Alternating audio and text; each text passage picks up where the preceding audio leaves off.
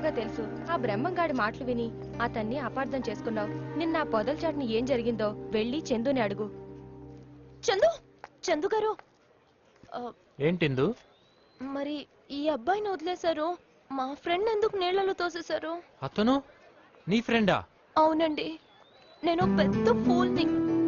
మిమ్మల్ని మిస్అండర్స్టాండ్ చేసుకుని ఆయన్ని రెచ్చగొట్టి మరీ పంపాను. ఆయనకి ఏమైందో ఏంటో, వాళ్ళ ఫ్యామిలీ గురించి తలుచుకుంటే నాకు ఏడుపు వస్తుంది. పాపం ఆయన ఒక్కసారి కూడా చూడకుండానే. వాడికి ఏమై ఉండదు కానీ ముందు ఆ ఏడు పాపి వాడికి ఫోన్ చేయొచ్చుగా. 100 సార్లు ట్రై చేశాను, ఎవరు పికప్ చేయట్లేదు. ఇప్పుడు చెయ్యి, వాడు ఎత్తుతాడు.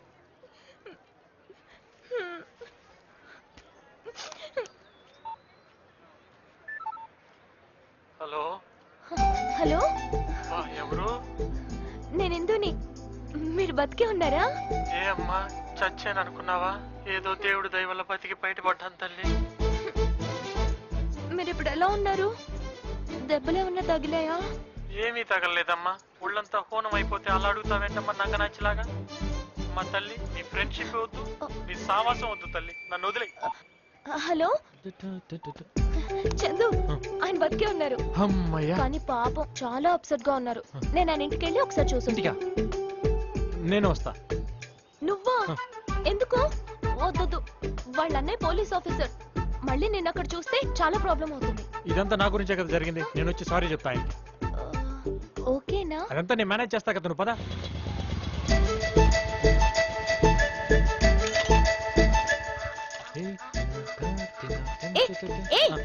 ఏంటి సొంత లేనట్టు ఫీల్ అయిపోతున్నావు? సారీ. చూడు, వీళ్ళది చాలా ట్రెడిషనల్ ఫ్యామిలీ, నేనంటే చాలా రెస్పెక్ట్. ఏంటది? ట్రెడిషనల్ ఫ్యామిలీ అన్నా కదా, ఇంప్రెస్ చేద్దామని. ఓవర్ చేయొద్దు. పక్కనే రా. ఓకే, పక్కనే రమ్మన్నాను, రాసుకుని పూసుకున్నాను లేదు. వెనకాల రా. ఓకే, నువ్వు బ్యాక్ అంటే బ్యాక్, ఫ్రంట్ అంటే ఫ్రంట్. చంద్రు ఇంకా రాలేదేంటమ్మా? అదే చూస్తున్నాను. అమ్మో వద్దు, బ్యాకే బెటర్.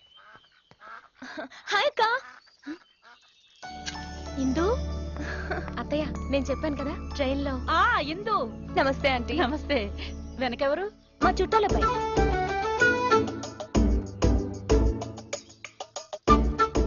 నమస్తే ఆంటీ.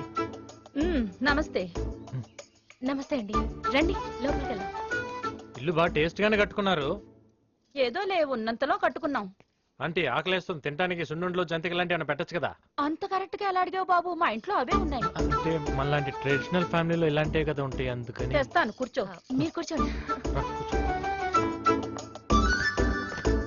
హలో చుట్టాల, బాయ్, తీసుకోండి. హాయ్ పింకీ. హాయ్ అక్క. దా.